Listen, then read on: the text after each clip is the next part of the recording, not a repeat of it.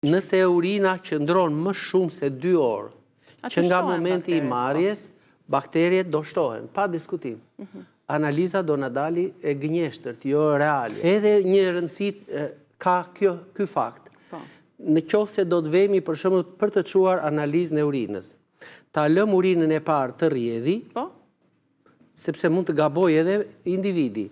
Atëherë mund të marrë urinën e parë 20-30 ml e çon në laborator. E ka mbajtë dhe 2 orë në shtëpi, gabimi dytë, bakteriet shtohen dhe ulet pH-i i urinës aty për një kohë më të gjatë, ai pH-i do na dali 4.5, 5.